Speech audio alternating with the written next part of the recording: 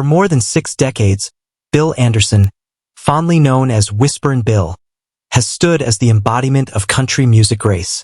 With a soft, conversational singing style and a career marked by enduring songs and countless appearances on the Grand Ole Opry stage, he earned the love of fans and the respect of his peers. He was a pillar of professionalism, always smiling for interviews, signing autographs until his hand cramped, and welcoming new artists backstage. But now, at age 87, Anderson has shocked the country music world by revealing something no one expected: a private list of 8 Grand Ole Opry performers he couldn't stand. These weren't petty disagreements. These were deep-seated resentments born from betrayal, arrogance, and years of humiliation that stayed with him through the decades. Behind the glittering facade of the Opry's Saturday Night Magic, there were simmering tensions, bruised egos, and whispered grudges. And when Bill finally said the names aloud, it rocked Nashville's tight-knit country music circle. When Bill began his confession, the room was silent. Those present weren't sure if he'd merely hint at bad blood or fully name names. But he didn't hold back. He started with 2 artists widely adored by fans, legends in their own right, yet to Bill they were constant thorns. One had a charming stage persona but was a manipulator backstage, secretly rearranging set lists and bumping newer acts to steal the spotlight. Bill even recalled how this person would intercept song ideas from emerging writers and claim them as their own. The second name belonged to an artist whose ego was so bloated it seemed to take up space all its own. They refused to share dressing rooms, demanded special lighting, and treated others as background noise. A particularly ugly memory from the 1960s involved a heated argument about who would close the show, one so intense that Opry staff had to break it up to avoid a public scene. Bill swallowed his anger that night, but he never forgot it. Those 2 names were etched onto his mental blacklist for good. To the public, the Opry was a bastion of harmony and tradition. But Bill revealed a more complicated reality. One of the names on his list wasn't about a personal slight, but rather the destructive power this performer wielded. A backstage gatekeeper, they decided who got airtime and who didn't, manipulating show lineups and stalling the careers of others, sometimes with a smile. Bill shared how he was once cut from a key broadcast segment at the last minute because this veteran artist had demanded extra time. It wasn't a rare occurrence. Many young artists, full of nerves and hope, were bumped the same way. And while the audience never saw it, those behind the curtain knew who was pulling the strings. Some wounds went deeper than power plays. One name on the list represented a betrayal so personal, so painful, it never healed. This person wasn't just a fellow performer but someone Bill had once called a brother. In their early years, they toured together, scraped by on gas money, shared motel rooms, and passed a guitar back and forth as they wrote songs in the dark. But when fame came, so did the distance. Calls stopped. Writing sessions faded.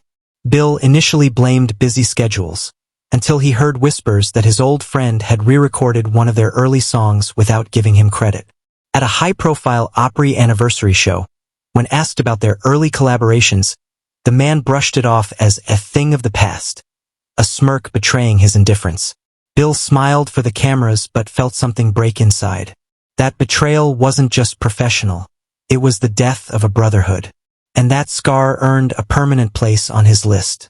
Other names found their way onto the list for more overt acts of humiliation. One involved a beloved Opry comedian who, in an effort to play a prank, persuaded the sound engineer to sabotage Bill's mic mid-performance. The music swelled, but Bill's voice was drowned out. Confused, the audience shifted in their seats. Bill tried to continue, but the damage was done.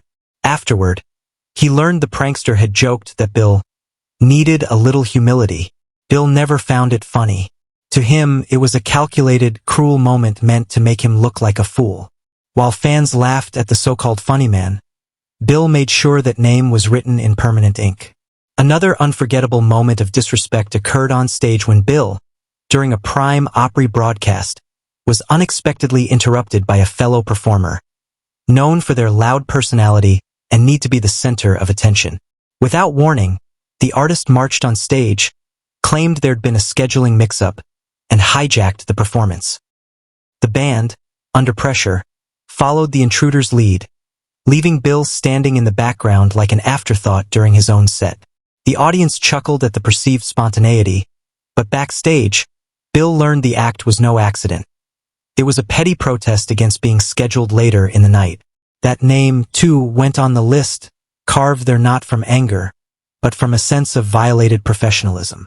One name stood out for a different reason, a complete disregard for the sacred nature of the Opry stage. This artist, a crossover star brought in during an era of modernization, was all about image, not tradition. They skipped rehearsals, ignored the house band, arrived late with a bloated entourage, and cut their set short without explanation. Bill, watching from the wings, was appalled. To him, the Opry wasn't just a performance venue. It was a temple of country music, one built on respect and humility. "You don't have to love country music to be here," he said, "but you do have to respect it." That lack of reverence alone earned the artist a permanent place on his list. The final name was the most shocking, not due to a single dramatic event, but because of who it belonged to, a figure so iconic that their name was practically synonymous with the Opry. Yet Bill saw a different side. From the start, this legend carried a dismissive arrogance that made others feel small. They belittled younger performers, mocked their music, and treated the Opry as their personal kingdom. Bill wasn't spared. His soft vocal style was labeled half-singing, dismissed as unworthy of the stage they claimed to have built. As their behavior worsened over the years, so did the resentment among those forced to tiptoe around them. But no one dared challenge them, not the management, not the fans. When asked if reconciliation was ever possible, Bill didn't hesitate. "Not everyone deserves a second chance," he said. For him, some personalities were so poisoned by ego that no apology could ever cleanse them. When the interview ended, people were stunned. Bill Anderson, the gentle voice of the Opry, had lifted the curtain. He explained his reasons with the same calm he had always shown on stage. "You get to a certain age and you stop worrying about what people think. You start thinking about what's true." His goal wasn't revenge or gossip. It was truth. These 8 names had shaped his journey, through pain, betrayal, and resilience. He wanted people to know that the Opry wasn't always the perfect family it appeared to be. It was a place where real people with real flaws fought for a piece of the spotlight. He hoped younger artists would learn from his stories, that talent opens doors, but character keeps them open. For Bill, sharing these stories was a form of peace. For years, he'd smiled politely whenever someone gushed about how wonderful it must have been to work with this or that legend. Now, he no longer had to pretend. "I'm not proud of hating anyone," he admitted, "but I am proud of standing up for what I believe is right. Respect matters. The Opry matters."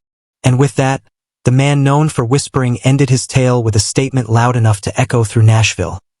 A clear-eyed, unflinching look at the real heart of the Opry from someone who had lived every line of it.